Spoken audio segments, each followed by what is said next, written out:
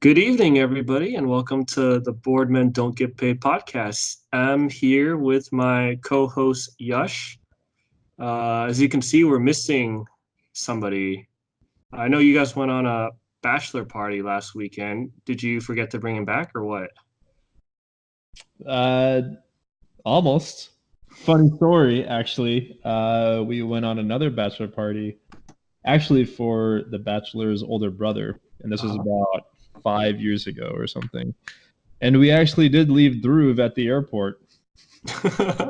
it's So so is he we- still in Mexico somewhere right now, or we just what's going on? I mean, there's a good chance that he is. So it'll take a few months before we get him back. Well, hopefully he'll be back by next week because we got a podcast to do. Yeah, hopefully. Yeah. Well, let's just move on.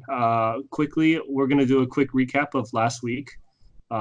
Because these guys were at a bachelor party, there really isn't that much to talk about for cash lineups because they played a very light slate. I managed to pair up against Drew in our DK season long head to head league.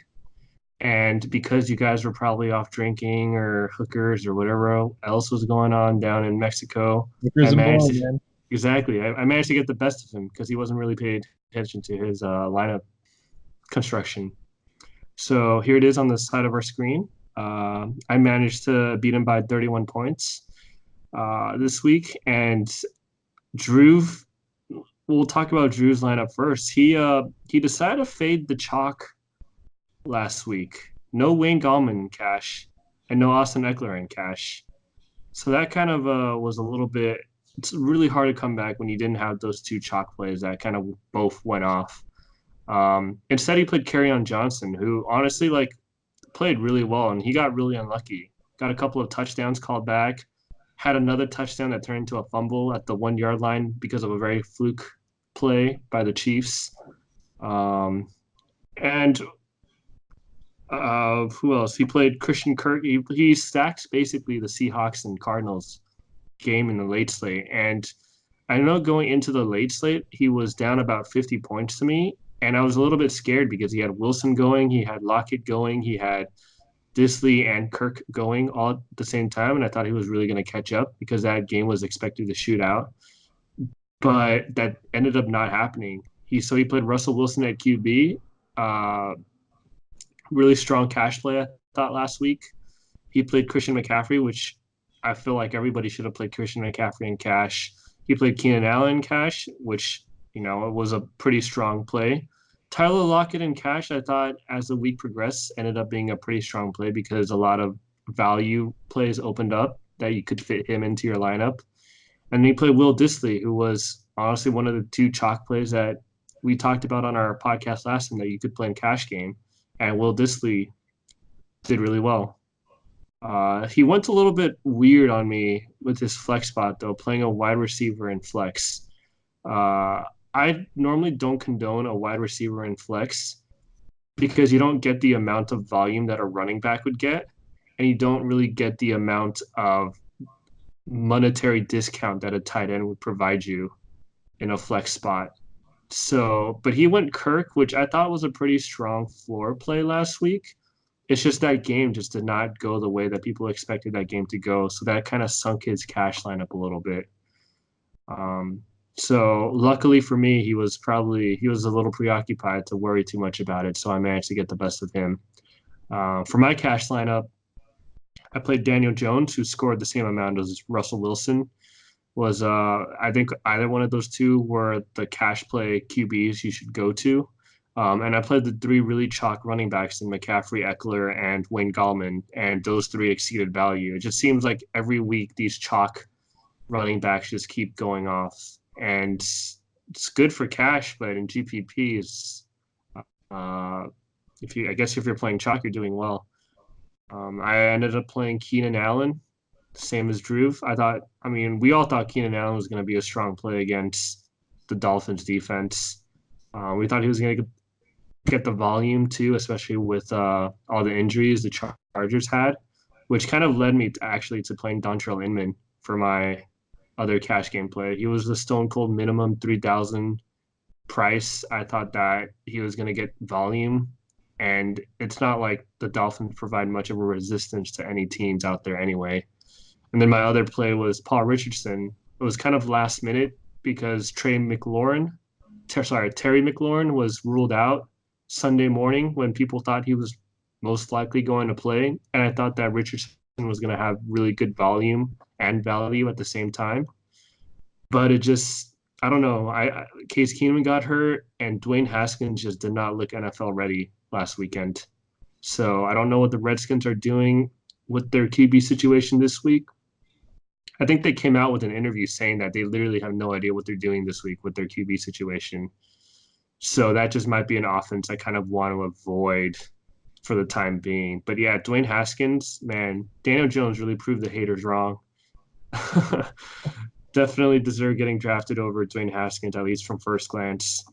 And then my defense, I literally just fit in the defense that fit into my lineup, which this week was the Seahawks defense playing against that Arizona offensive line that just keeps giving up sacks like nothing. Like Kyler Murray, Kyler Murray holds on to the ball way too long, and with that offensive line, it's no good. So moving on to GPP lineup, I think I was the only one that really played a GPP because I was the only one that had the time to play a GPP lineup. And this entry was one of my entries into the Engage $8 tournament on DraftKings. And what I basically did was I stacked the Rams and Bucks game, and I was extremely surprised by some of the ownership that I got from that game. Obviously, I didn't expect the Bucks to put up 55 and the Rams to put up 40. Otherwise, I might have stacked it a little bit more. But how my construction worked was basically I stacked Jameis Winston with Chris Godwin, who I thought had the best cornerback matchup, and I thought he was going to be low owned because of his injury designation and the fact that Mike Evans went off last week, so nobody was going to roster him. And honestly, to get him at 0.5% ownership is just egregious. I never would have expected that from Chris Godwin. And even to just get Jameis Winston at 0.2% ownership, what is, I don't know what happened there. I think everyone just stacked Russell Wilson, right? That's he was the highest played quarterback last week. It's so insane because like 2% I could understand, like that still would be really low, 2% ownership, but getting 0.2 in a game that, I don't know. I guess I got lucky there. I don't know if that was just me getting lucky or projecting it right. I think it's a little bit of both. But my whole thing was I thought the Rams were going to be winning, hence why I played Todd Gurley, who was only 2% owned. So I was basically banking on Rams winning, running out the clock with Todd Gurley, and then Winston and Godwin kind of bring it back with the air game. But not what I expected. If I knew what was going to happen, obviously I would have just stacked everybody in that game. Give me all the Woods and the Cup and the Cooks and Evans and everybody. I know the winner of the tournament that I was in even had OJ Howard, who only scored 6 points or something. But he basically stacked everybody else in that game. What's funny is that Todd Gurley, he did a lot of his damage early on as a receiver. He got done as a runner, but a lot of his damage was as a receiver. So he got stuffed. That's like 3 or 4 weeks in a row the Bucks have played against a good running back and have basically shut them down. So I think that's something we kind of want to monitor moving forward. And Todd Gurley, most of his work came from his 2 touchdowns and a lot of receiving yards. And the other part of this lineup that I kind of wish I didn't do was play Marlon Mack, but I thought that was a decent play. If I knew that he was going to be over almost 30% owned, I might have not played him, but I figured missing T.Y. Hilton playing at home against Oakland in a game where they're favored by 7 points, I thought they were probably going to utilize him a lot more, and maybe he would have gone garbage time minutes. And I thought he was going to be a less owned pivot off of Eckler and CMC and Gallman, but that obviously didn't work out. I played Keenan Allen because I wasn't playing Eckler, and I figured one of the two were going to have a good game. I played Larry Fitz because I wanted some exposure to Arizona because I thought they had potential there, and I wasn't playing Kirk in this lineup, so I figured Fitz would be a good lower-owned pivot off of Kirk. That didn't work out. I played Chalk Will Disley, which somehow worked out for most people, and then my last play was playing Leonard Fournette, who I figured he was due for kind of an explosion game with the amount of touches, the carries, the routes run, Man. routes run that he's been getting the last like 4 weeks. And then I just kind of, I know Drew and I talked about this a little bit. I played the Panthers defense, who like against Houston. Houston's a team that you can stack offensively and also play defenses against because they can score 30 points, but you're still going to get sacks and interceptions because of how bad that offensive line is and how much Deshaun Watson. That's like the fifth time I've messed up his name. Deshaun Watson gets sacked and holds on to the ball. So yeah, so that's my GPP lineup. We had another really good week. Hopefully we can move on to week 5 and give us 5 weeks in a row where we cash. Obviously, I'm not expecting this to keep up all season. If it was, I'd probably quit my day job and do this full time, but definitely don't expect that at all. But it's been a good run so far, so hopefully we can keep up the streak. Yeah, a great lineup. I mean, you basically had it was like a boom or bust type lineup, right? And Right. most of your players were boom. So, just a little note, Fournette, he almost got 30 points and he had 0 touchdowns. And he had a 225-yard rushing game. That's insane. And I think Denver's run defense has been getting slashed ever since last season. So, oh yeah, they're porous. Yeah. Moving on to like week 5, basically. Now we've had 4 weeks of information about some of these teams and how their defenses work. And now it's time for us to use this information to kind of formulate how we're going to proceed with our lineups moving forward. Yeah. And so we're back in town too, so it'll be a lot better. Well, you're back in town. I don't know where Drew is. Yeah. I mean, that's why I'm on the podcast right now. Yeah.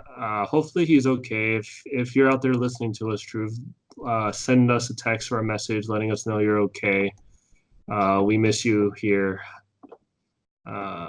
Wish we had another host, but the show must go on.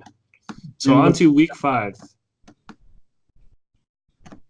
All right. I guess it's just you and me. Let's tell me a little bit about your quarterback, guys you're liking. Or should we start with a little bit of a cash game kind of build since that's been going pretty good so far this year for all of us?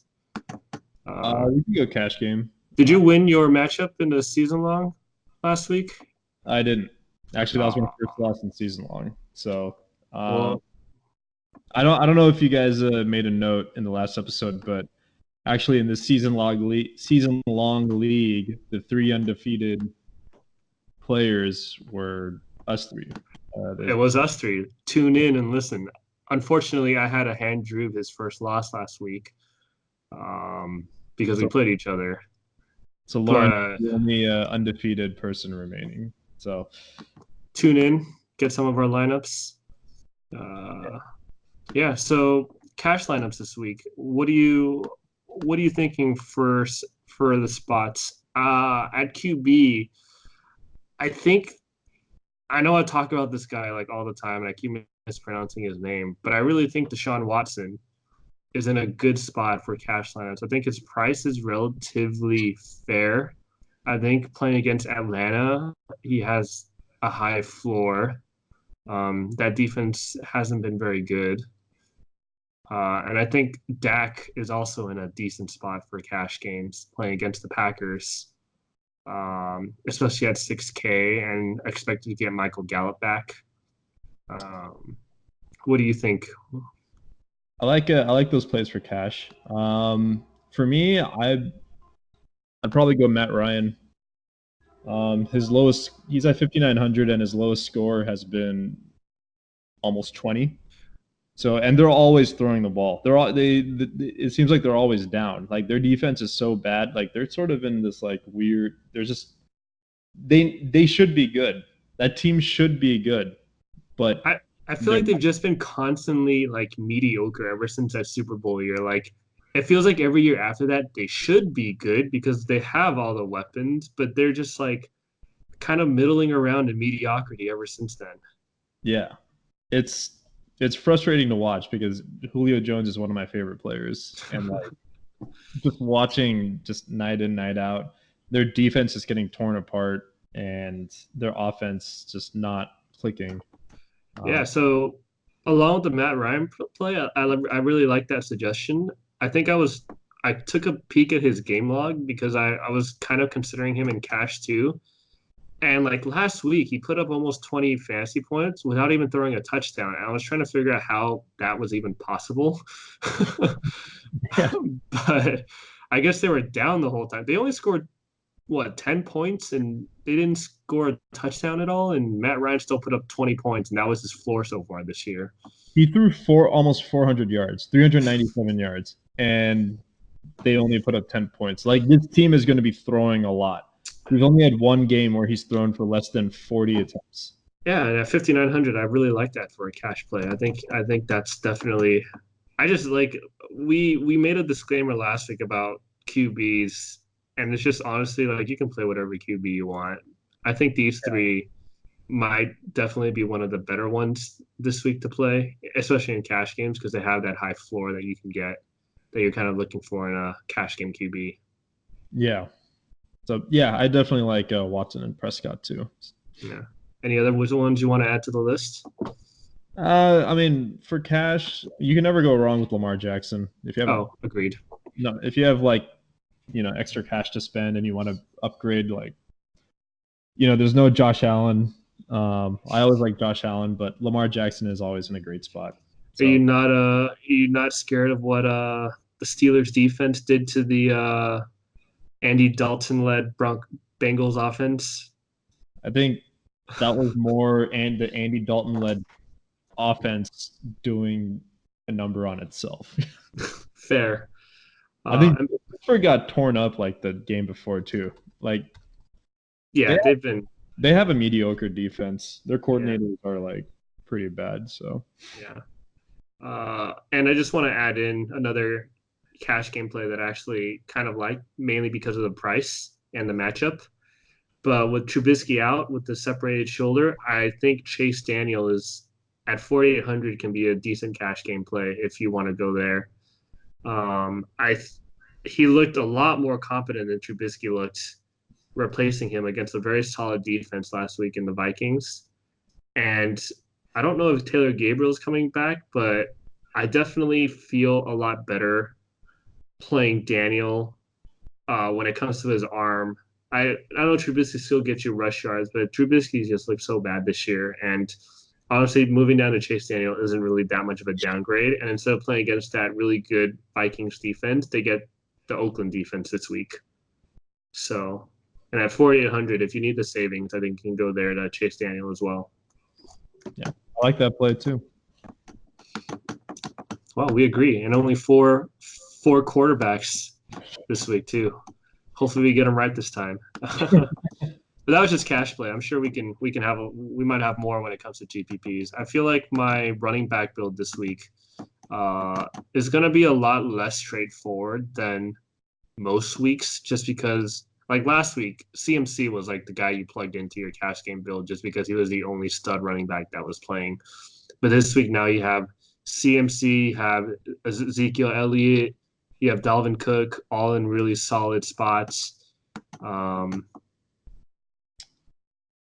Kamara's in a good spot, but I don't know if you want to play, like we mentioned earlier, Tampa Bay has been really good against the run, so he might not be a cash game play. I think it's between CMC, Dalvin Cook as one of your top cash game options. If you want to go cheap, I think Gallman is still a little bit cheap in regards to his production.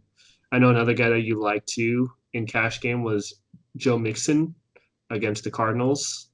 Yep. Really cheap, solid value play, could be used in cash games, but it just seems like there's a lot of running backs in really good spots. And I think for once, there's not like three guys you just plug in that are going to get like 40% ownership. You got to really think about how you're constructing your running back build this time around. Yeah, it's going to be a little difficult. Those McCaffrey and Kamara, you can't just plug in. Or especially Kamara. Kamara's they're going up against Tampa, and like you need to. if you want to plug in Kamara, then you have to believe in that Teddy Yeah. Bridgewater is just going to give him a bunch of dump offs. Yeah, I definitely feel like I'm leaving Kamara to a GPP build this week. I feel like out of the two studs, you get Zeke against the Packers defense that gave up career games to like Jordan Howard and Miles Sanders on Thursday Night Football. So if you can do that for Jordan Howard and Miles Sanders, I wonder what Zeke's going to do to them. Yeah. And then Christian McCaffrey, like that guy just shows like his floor is basically 20. He's so good at football. It's hard. You just play him against anybody. But the Bucks, the same Bucks that stopped that Alvin Kamara is playing this week, is the only team so far that has managed to shut down Christian McCaffrey. Which is why or something. Yeah. Exactly. Which is why like I think Kamara for me is just more of a GPP play if I want to go there.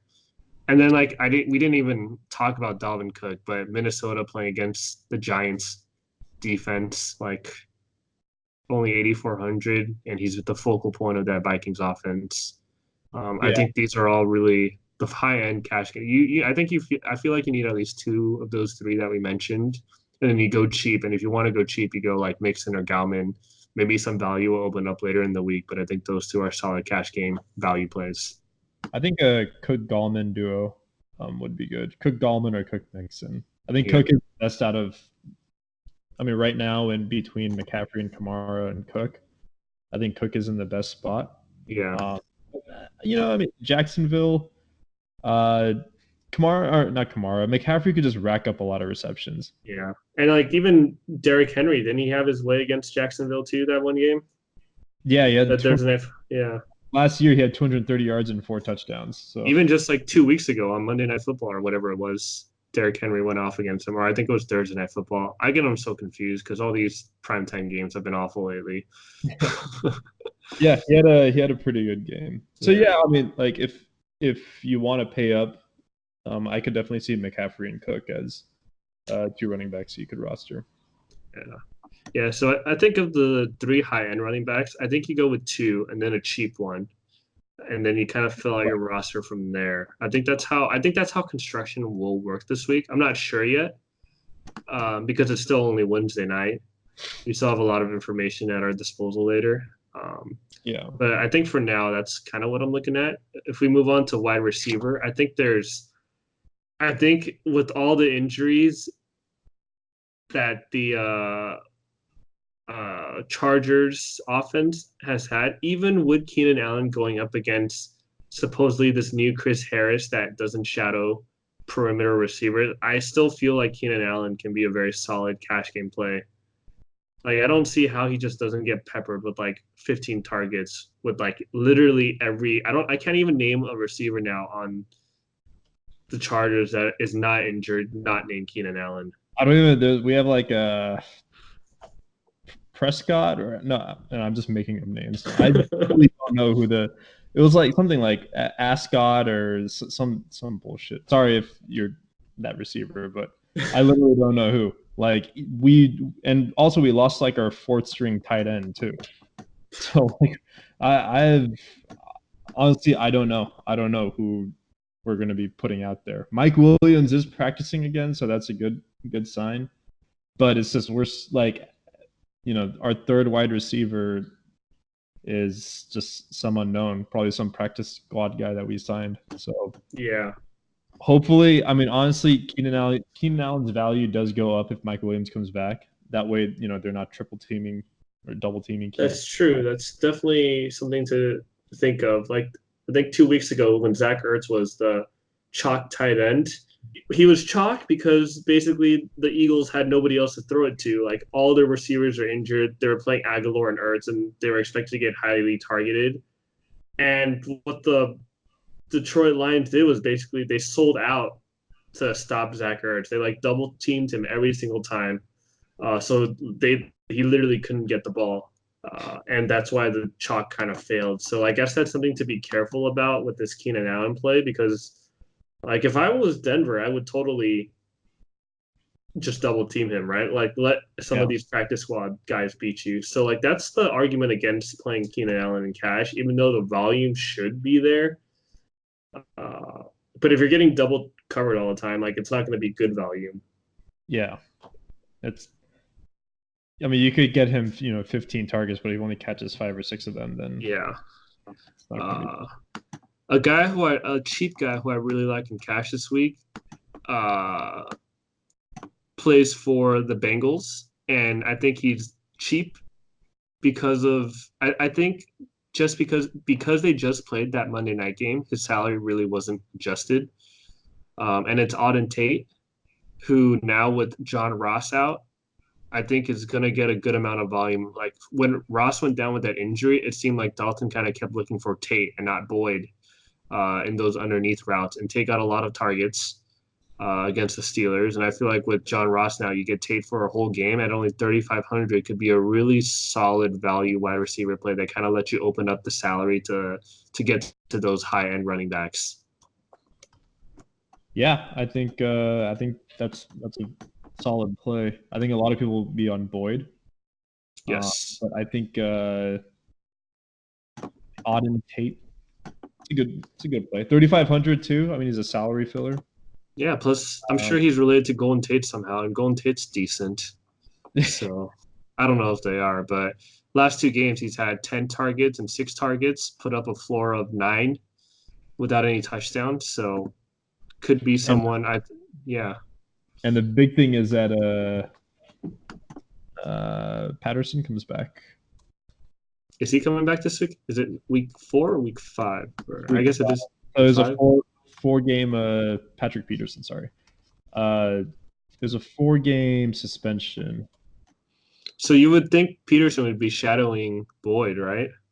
Yeah, I think he'll definitely be on the number one. So Auden Tate, I mean, he could garner 10 targets. These are two. Arizona is a pretty bad defense, so I think Dalton is going to have a nice time against them. Yeah. Uh, That's the best part. They're playing against Arizona. We just see like past games just keep going off against Arizona. yeah, so I like that Auden Tate play. It just gives you a lot of salary to play around with too, Lee. I have a feeling that as the week progresses, we're going to see Auden Tate become really chalky in lineup builds. But I think at 3,500, I'm completely okay just eating that chalk and playing Tate because he might have high volume. Yeah, no, Uh, I think on the other side of the ball, Arizona, they have another really good wide receiver play once we can figure out how everything shapes up. But I think he can play Fitzgerald and Cash, no problem, because Christian Kirk is most likely going to be out for this weekend, and mm, Fitz is only 6,000. So I know he disappointed some last week. Still got 9 points. I mean, I know he's disappointed the last 2 weeks, but with Kirk out, I don't see how Fitzgerald doesn't get the volume. And if you don't want to roster Fitzgerald, like I feel like you have to roster one of the other Arizona replacement, Kirk replacement wide receivers, whether it's going to be Keyshawn Johnson or Trent Sherfield or Andy Isabella. They're all like basically stone cold min price, and uh, someone's going to get the ball thrown to them in that offense. You just don't know who yet. And once you're able to figure out who, I think that person becomes a really good value cash game play. yeah. I think Fitz is in a really good spot. Just because he has a repertoire with Kyler. The only problem that I saw, and maybe that's just because uh, maybe defenses were starting to realize, was Fitzgerald's target share went down a lot, like basically every single game. So Yeah. with Kirk out, he gets like 60% of his targets. But I don't mind him at 6K. I think he could give you like 8 receptions and 70 yards or 80 yards, maybe a touchdown. Yeah. I think those are the two value plays that I kind of wanted to touch on. I don't know if there's anybody else worth mentioning, cheap plays worth mentioning in cash game. Cheap plays. I don't know. Wide Yeah. receiver is It's really volatile this year, right? yeah. I mean, like for me, I was looking at if I was gonna pay up, um I mean Keenan Allen always there. Yeah. Uh Julio. I I think a think lot of the high end receivers are in good spots. Yeah. Like yeah. Julio, you mentioned it, I think is a great spot. I think DeAndre Hopkins is in a great spot. I just don't know if lineup construction will allow you to pay up for these wide receivers because I feel like you're more likely going to want to pay up for those running backs Yeah. and save your wide receiver spots for those value wide receiver plays. But I don't know. It's only Wednesday, so we're just kind of like going through them real quickly. Yeah. I think we'll see maybe come Friday, Saturday. Tight ends. Uh, I think that a chalk tight end that mostly everybody will probably play this week, and I don't know if I really want to go there, is Tyler Eifert. The whole you just play tight ends against Arizona strategy, which honestly has worked really well this year, but now you're getting a tight end who's in basically a 50-50 timeshare with CJ Uzoma, but he's only 3,300. Are you going that direction with Tyler Eifert in cash game plays? I so in cash game maybe just because he may have high ownership, so even if he does, flame out, it's not going to be the worst thing. I just don't see. I don't like if you look at the tight ends that have played Arizona so far. I think Hawkinson was the only one that really regressed after that big game. But every other tight end that played, Mark Andrews, Greg Olson, Will Disley, they've all been like this, like second or third player on the receiving core with like the highest number of targets. Like Mark Andrews and Marquise Brown are basically tied for the most targets from Lamar Jackson. Will Disley, he's basically second behind Tyler Lockett, and Greg Olson was like tied for second or a close third, but uh, you know those guys were obviously like preferred targets for their quarterbacks. Eifert has only gotten 8 targets the entire time, 9 targets. Like he's not like if someone's going to score um, from Cincinnati, it was either going to be Boyd or Ross. I just never saw Eifert as kind of like Andy Dalton's go-to. You could roster cash, like that's all right, but I'm not like I'm even in cash, man. I don't even want to get. Yeah.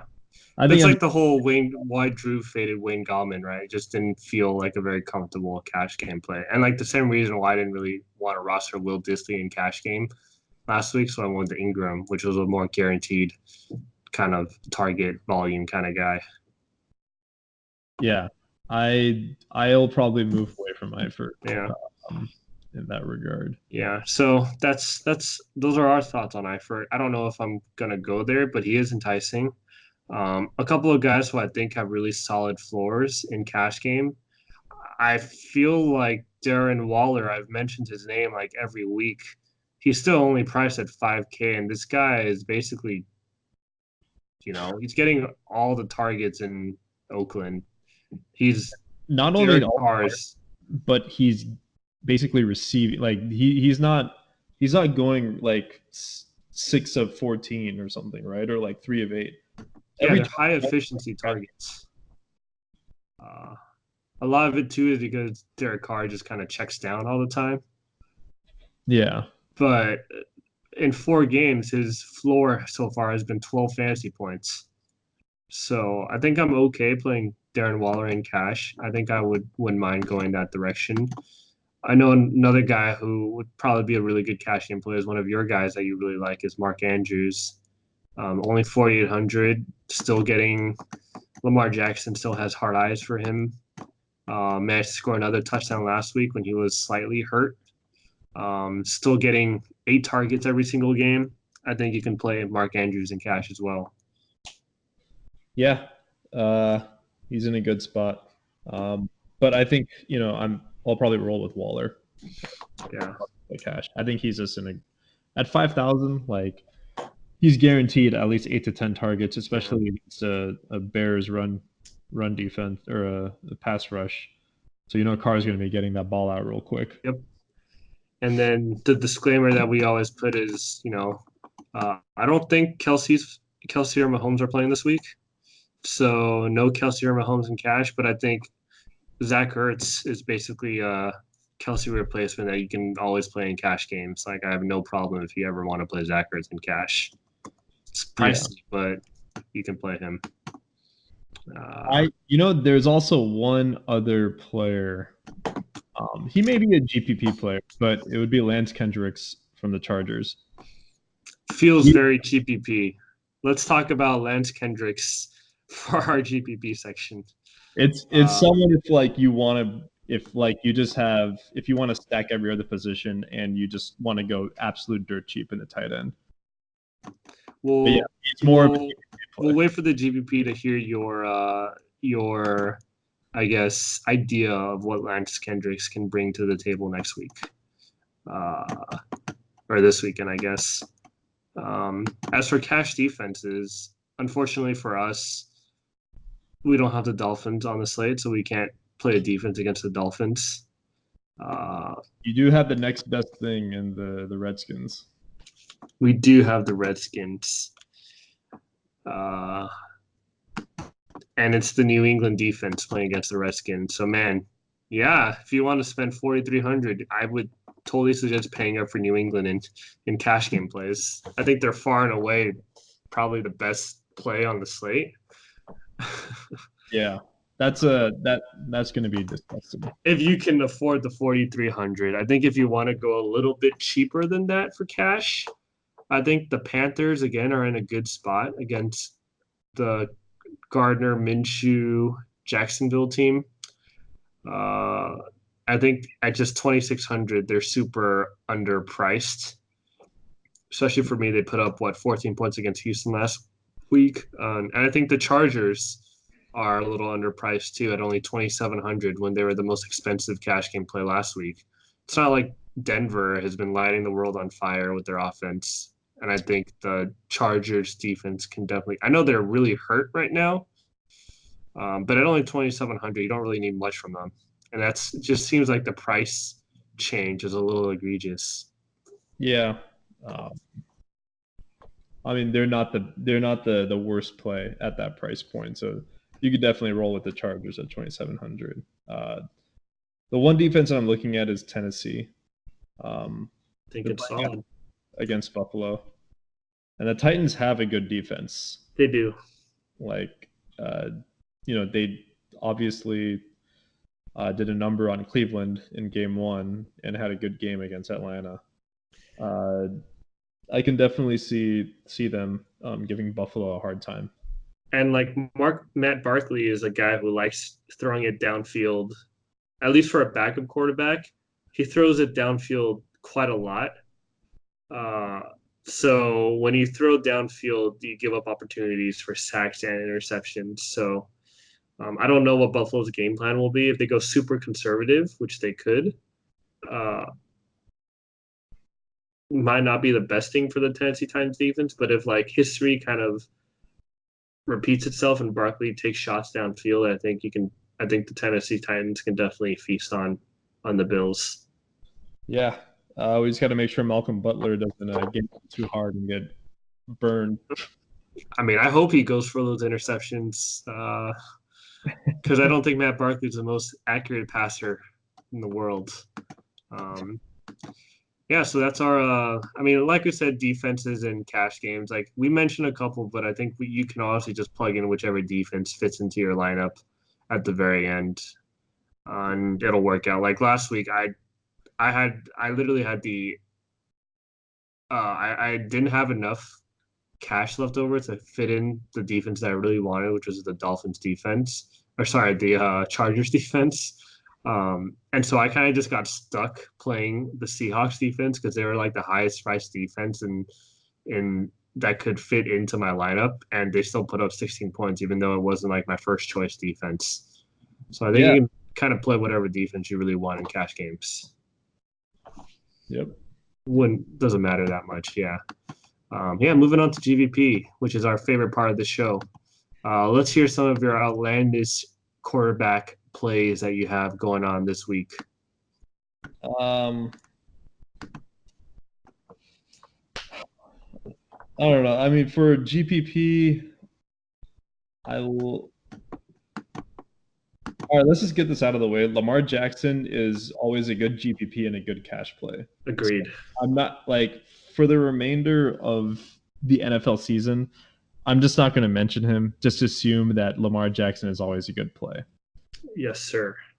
So with that in mind, I really like Tom Brady as a GPP play.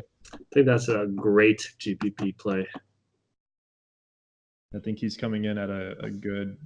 He's going to definitely be underplayed with Deshaun Watson in there and Lamar Jackson. So I think he could sneak by with some low ownership. The second play that I really like is I don't know, Teddy Bridgewater. Like he's not against a Tampa Bay secondary. I want to hear more conviction in your plays. Not like Teddy Bridgewater. I want to hear like Teddy Bridgewater. Teddy Bridgewater. I'm playing him. Playing Teddy Bridgewater. There we go. Tampa secondary is pretty. They have a great run defense, not a great pass defense. Yes. So, and they also have Michael Thomas. So even if you get like a 20-yard slant play, right, you can still get a shitload of yards after the catch, which will lead to a touchdown. Yep. So there's at 5,200, he could get you 25, maybe 30 points. That could be a high scoring game. I think the last play would be Mason Rudolph. Baltimore has been shredded the last two games. I think I read the stat. They've given up over 1,000 yards the last two games. And I think he built up a great repertoire with James Conner. So you're going to see a lot of dump offs, just a lot of short runs. A lot of people won't be going for him. Yeah, I think you got a couple of really good contrarian plays. Mason Rudolph, I don't know if I want to play him just because, I mean, if you watch that Cincy Pitt game, it just seemed like all it was basically check down passes the whole game. And then he kind of just had one long-ish pass to it was like broken coverage or whatever was going on. It just seemed like they didn't really want to take shots with him, and they played Jalen Samuels in like the Wildcat QB formation at least 7 times that game. That's a lot of.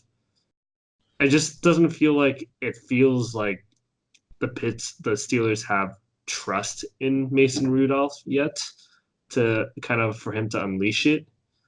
But he is cheap enough that I can definitely garner a GPP play. I think I was just looking at just how Baltimore has been playing, and just how porous that they've been. They've gotten shredded the last 2 games. That maybe Rudolph just has a good game. Maybe he just puts up 20 points. He's not he's definitely a kind of like a you may get 5 points, you get 25. Yeah. But he's someone that I'll keep in my back pocket. Yeah. I have 2 GPP plays that I really like this week. First off, I really like Andy Dalton.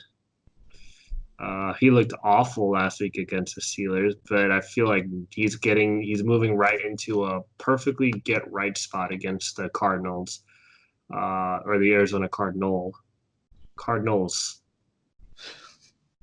S at the end? Cardinals.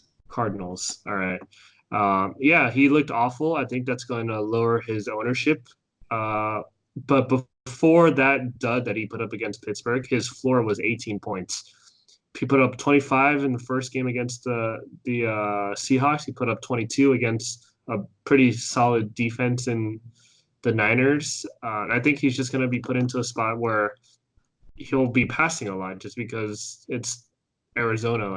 You just pass on Arizona. I know he lost a lot of his he lost Ross, which is going to hurt him a little bit. And yeah, Patrick Peterson's going to come back, but Arizona's pace, you're just you just get to run a lot more plays when you're playing against Arizona. And I think Andy Dalton, especially because of how badly he performed on Monday Night Football in prime time, will have his ownership depreciated. But it's like you're playing against one of the worst defenses in the league, and you're only 5,700. I feel like he's in a really good spot where he's going to go a little bit under owned in regards to his value.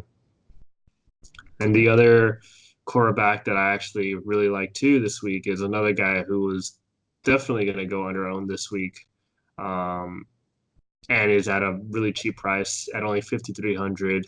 I want to play Kirk Cousins. I think he is in a spot against the Giants where he's basically got two receivers where they've doled out like 4 year 90. I don't know how much they're both getting paid, but they just signed them both into huge offseason contracts.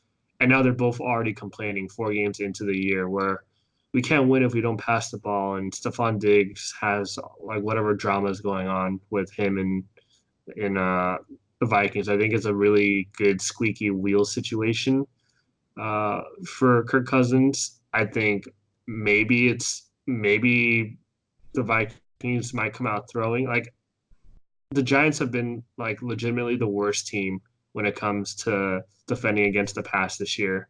And what better spot than to make your super highly paid wide receivers happy than to kind of air it out against the Giants and let them, get their production. Yeah. So do you see a Minnesota stack? I think that if I definitely want some exposure to this game. And if I do go with the air raid situation where I play Thielen and Diggs with Cousins, I'm probably gonna be fading Cook. Uh, I don't know yet. Maybe I'll just play all of them. Maybe I'll play two of them. I don't know yet, but I really think this is a really good get right spot for Cousins.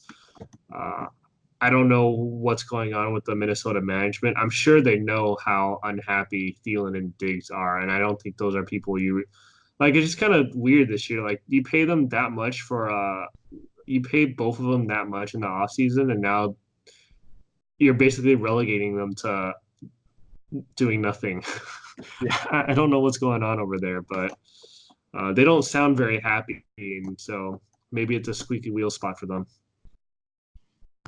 Yeah. They completely changed up their offensive plan. So I don't know if they took that into consideration when they signed Thielen and Diggs. So Yeah, yeah, and I think Kirk Cousins like apologized to Thielen, like literally apologized to him. I don't know if an article came out. Uh, yeah, I know they've been having issues. Uh, who knows? We'll yeah. see. I think Cousins said something like, uh, "I know Thielen," because I don't know if you read the interview or like what what's going on with the Vikings situation. Yeah. Um, He was just complaining about just missing throws, just being inaccurate or just not looking down. yeah, and props to like Thielen, like he kind of like complained, but complained in like the nicest way possible. Like it like sounded like he was saying that Cousins was awful, but it also sounded like he was being really nice about it. I think he was calling out it's like the offensive game plan. Yeah, So it's not every day where you see, players two calling out the pro, quarterback. yeah. You know, Yeah. So, but Cousins like came on air and said like he like watched the film and he missed Thielen in places that he should have hit him. And I think with both him and Diggs unhappy, it could be a spot where he airs it out and makes them a little bit happier against the worst passing defense in the league. So that's why Kirk Cousins is on my radar this week in GPP plays. And like no one's gonna want to roster Kirk Cousins because he's been so bad this year. yeah. Um, Sweet opportunity. yeah, hopefully in 3 days I'll still remember what I just said right now and put that in make a lineup out of that. All right, moving on to running backs. What are you thinking for your GPP running backs? So I got one that I'm just locked in on, and that's All right. Austin Eckler. I think that is an amazing play, but continue. Yeah, that's they're playing against Denver. porous run defense. I feel like he's going to shred them. Melvin Gordon is going to be playing limited snaps, and so that's, I mean, obviously it's going to cut into Eckler's production, but Eckler gets a lot of his production in the receiving game.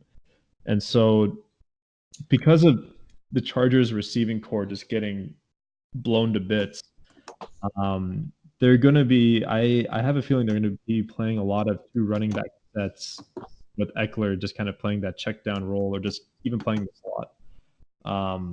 So I really like this play. He's 6,700 and he can still, I feel like he's in a position to still put up the same amount of production that he's been doing the first 4 weeks. So he's my favorite GPP play, and I hope a lot of people just get scared off of him because of Melvin Gordon coming back.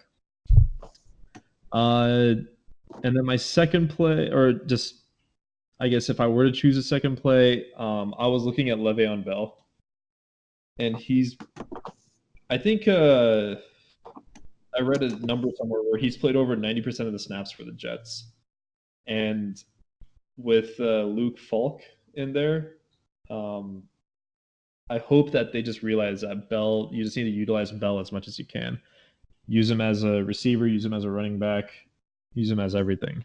He's basically like your offensive weapon. He is your offense. So, they are playing against Philly, and just from looking at it, it's not a great spot, but I think that keeps his ownership low. Those are my two like GPP plays in terms of like who I think will be low ownership. I know there's like Joe Mixon, who's in a great spot. Zeke is in a good spot, but those two are the ones that like I really like. And an honorable mention, like I'm always gonna, have a share of Derrick Henry, or always put him into consideration. Yeah, I just want to double down on your Austin Eckler play. He's one of my favorite GPP plays this week. I think that his ownership might be down because of the whole Melvin Gordon coming back thing, but you're not going to try and tell me that you're better off playing any of those scrub wide receivers than just putting Austin Eckler out wide. Like, I'd rather get Austin Eckler the touches over any of those practice squad receivers you couldn't name earlier. So I see no reason why the Austin Eckler still isn't a big part of this Chargers game plan. And it's not like the snaps are going to be like 90-10. I still expect the running back snaps to be somewhere closer to like 70-30 if Gordon's healthy anyway. And I think he's just going to have no ownership. Eckler's price went all the way down to 6,700, and he's in a great spot playing against Denver. So I love Austin Eckler as a GPP play. I want to mention that Le'Veon Bell going up against Philadelphia, they've been the number one run defense so far this year. Or sorry, number two run defense. Are you not scared? Number two run defense behind the Bucks, obviously. But are you not scared off by that really stout Philadelphia defense that kind of has just been funneling a lot of the production into the pass game? Like, they get beaten easily. Like, they just get beaten over the top every single game. But teams can't really get any run game going against them. I just like Bell's like target share. Mm-hmm. He gets a lot of receiving targets, and all you need is just a couple of big gains, some screen passes. Mm-hmm. It's his price point at 6,800. Yeah. If you were telling me that I could roster Le'Veon Bell at 6,800 like 2 years ago, yep, like that's like instant lock, like every single week, yep. right? Yep. So his price point is, I feel like it's low enough to where I could, even if he just gets me 15 to 20, it's not going to kill me. Yep. It's pretty good. So it's more the price point rather than like his expected production. Yeah. I just want to briefly mention a few names that you obviously can play in GPP, but we're not going to talk about them just because like we want to go for the more lesser owned plays. But like James Conner is probably a guy that you can play against Baltimore at only 6,200. You just saw Nick Chubb go off against that Baltimore run defense. And James Conner just seemed like he had a lot of usage last game against the Bengals. So Conner's at only 6,000, someone you can play. I think we talked about Leonard Fournette already a little bit, but only 6,400. Playing against Carolina, I think you can definitely play Leonard Fournette. Um, and we've talked about Cook and McCaffrey and Zeke already, so we don't really need to mention that. So my next contrarian GPP play that I actually really like this week is back once again with David Johnson.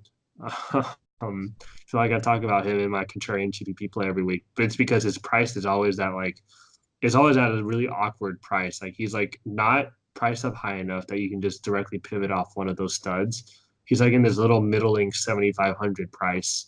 And I think against Cincinnati, that's a great matchup. You saw what the Steelers running backs did to Cincinnati. And then David Johnson, with all the injuries with Arizona passing core last week, had 11 targets and 8 receptions for 99 yards against the Seahawks. I think he's probably going to get more involved in that passing game with the Kirk injury. And obviously, he's still going to get his rushes. He's been a little bit underwhelming when it comes to running the ball this year, but his volume is still there, especially when it comes to receiving volume.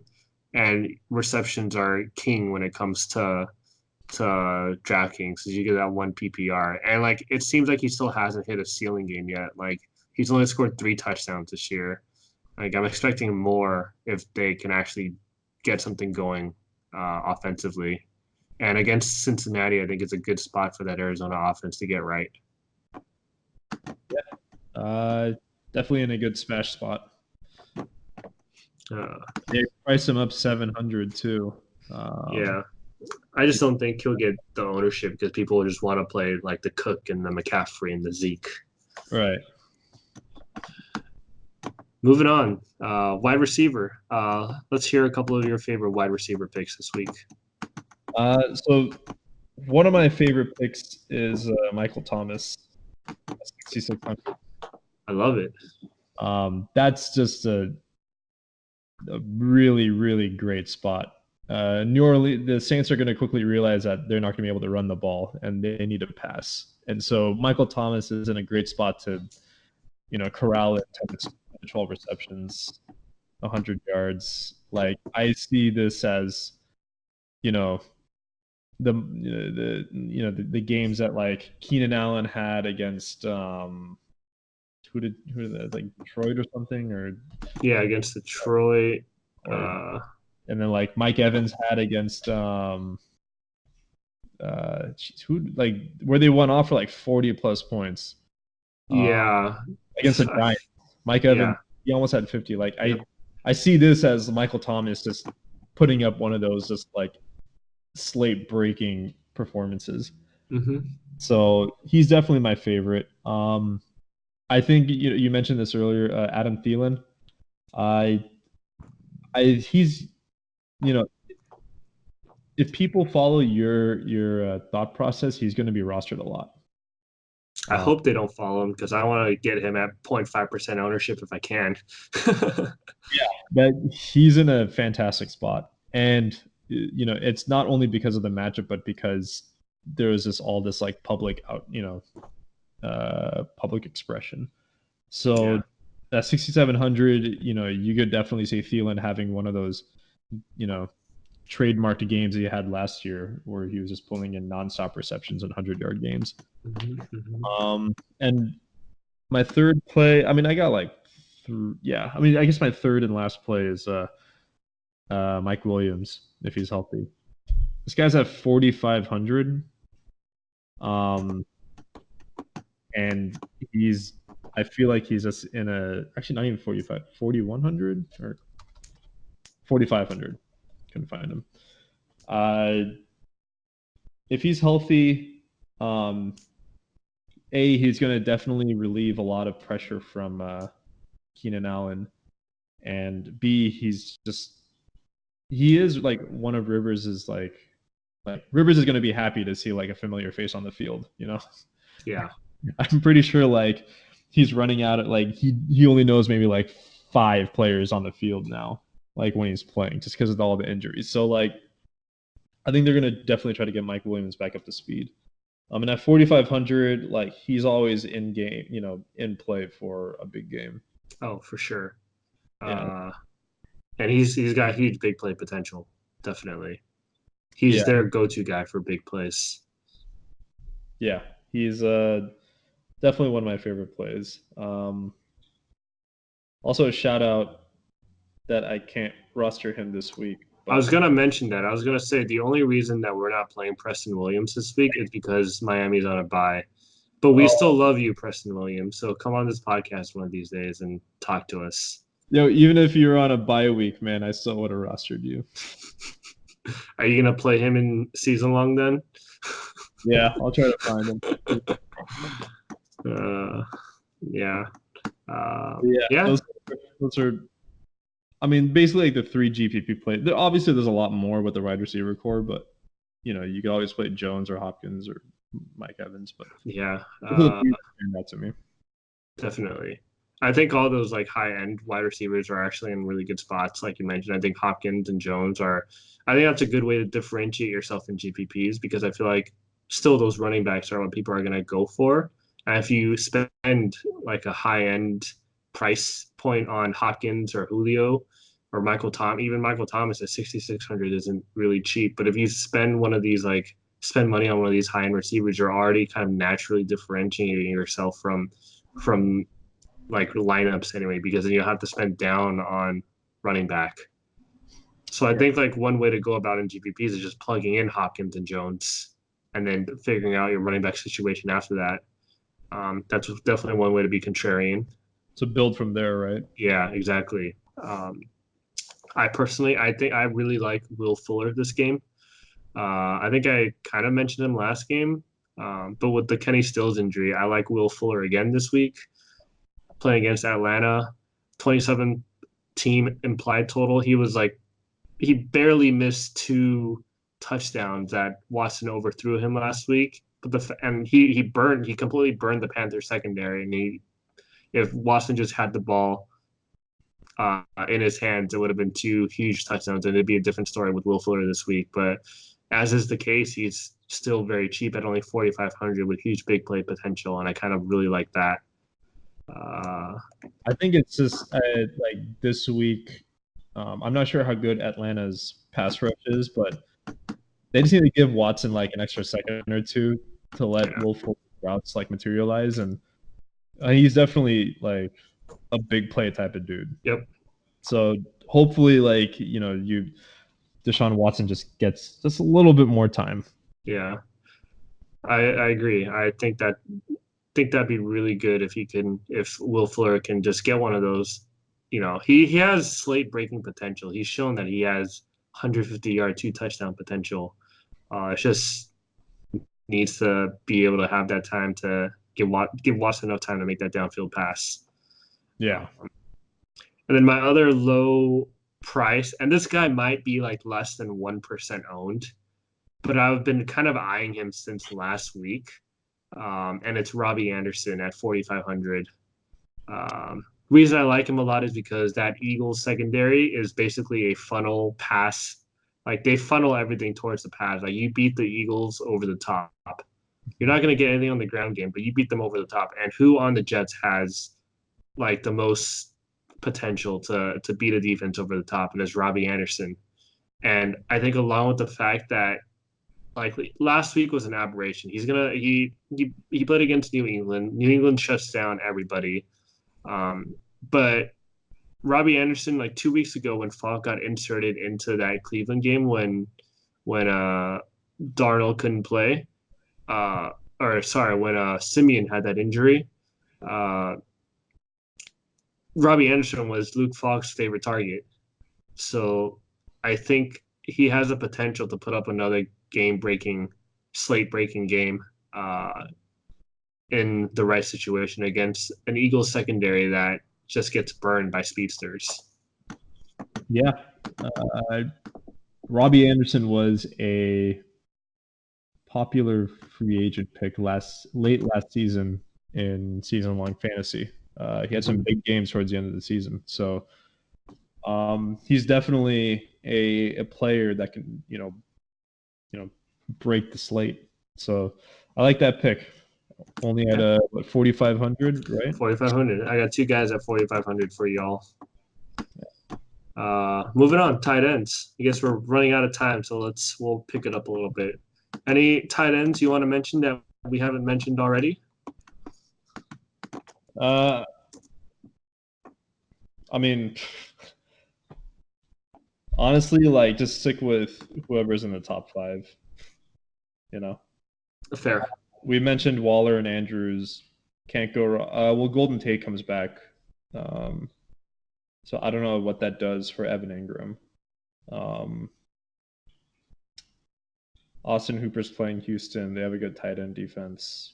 Yes. I still think Hooper could be a good GPP play. He gets a lot of volume anyway. He's been a main part of that Atlanta offense. So I think we can play Hooper if we really want to. I mean, I personally have my own tight end play that I really like this week. Gonna go probably not owned at all, and he's only 3,100. And it's Dawson Knox for the Bills. Knox. A lot of people have not heard of this guy. I didn't even hear about him until 2 weeks ago. But 2 weeks ago, he scored a touchdown against Cincinnati. Played really well. Last week against New England, although he only put up 8 points, he played really well again. Buffalo seems like they're really trying to incorporate him into their offense. They actually ran a jet sweep with Dawson Knox. What if you never run a tight end in a jet sweep, but the fact that Buffalo tried to get him engaged in a jet sweep when they couldn't get anything going against New England seems like they probably value Dawson Knox's production. And putting up 358 last week and then 367 the week before with the TD, I feel like Knox is in a good spot against Tennessee Titans defense that really gives up a lot of points to tight ends. Yeah, that's actually a really,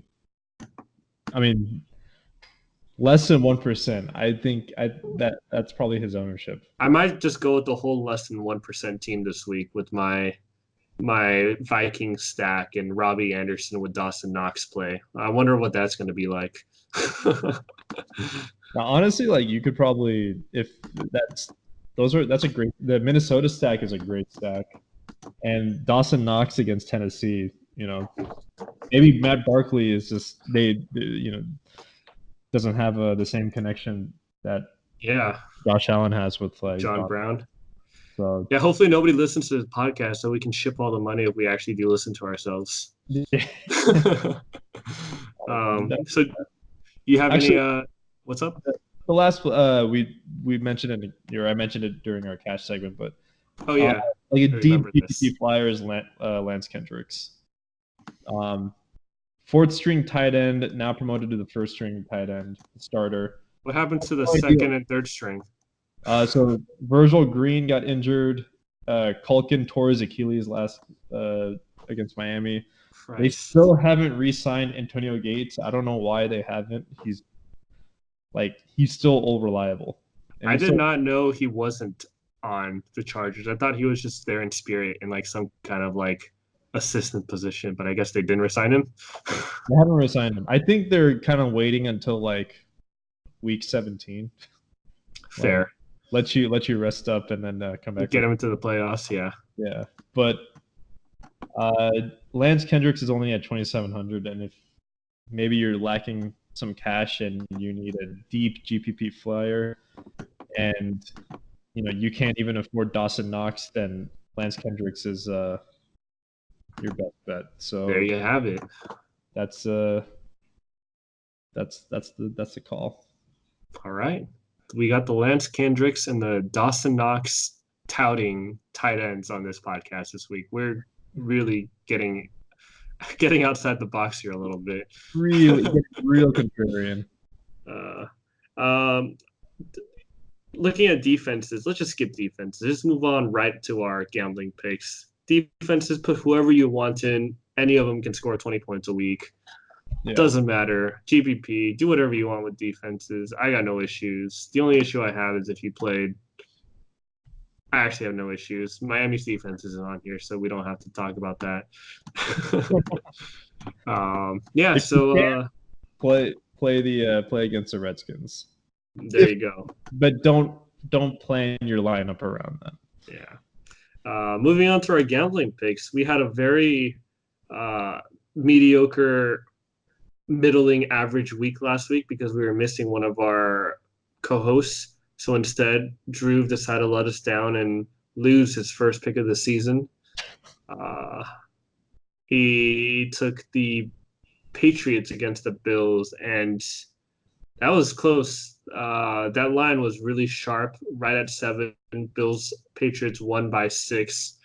A lot of people got screwed by that game. Yeah, it was tough. Thought it was a decent play. Just Tom Brady just couldn't get anything going against that Bills defense. That Bills defense is looking really tough this year. Yeah. So, good. And then my pick was the I don't even know who I picked the Bears against the Vikings, and they covered pretty easily at home. Honestly, I think when Trubisky got knocked out, Chase Daniel coming in was the best thing that could have happened to my bet. Looked like a competent NFL quarterback and led the Bears to a pretty comfortable victory over the Vikings. So for our bets, that moves us to 8-3 on the year, which is still extremely respectable. If you're following our bets this season, you'd be up a lot. Like I said, like I've been saying every week, I hope we continue this trend. And with no Drew here this week, it's just you and me. So who are you liking for your pick of the week? I think I got to go with the over on Baltimore Pitt. 44. I actually see it at 44, so I'll give you that half point over 44. All right. At least on Pinnacle, I see it at 44, and that's the site that I use for most of my spreads, so I'm okay with that. Okay, I'll take that. All right, you heard it here first. Baltimore over 44.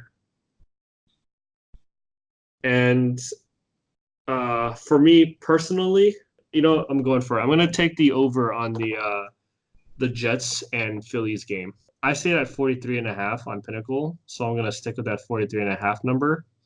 I just think that the Jets have big playability. I think 43.5 is a little bit low for two teams whose defenses really aren't the best. I definitely with the Eagles offensive core healthy, I think the Eagles can put up points against New York, and I feel like the Jets have enough big playability where like one long touchdown pass to Robbie Anderson, like that total is just gonna get blown by. And I think it's a game that I might be looking to stack in DFS as well. Yeah, I think you could definitely see like a 41-14 type game, right? 41-14. Yeah, I was thinking more like 30-20, but I'll take 41-14 too. I mean, dude, let's say 2 long bomb Robbie Anderson touchdowns. Yeah.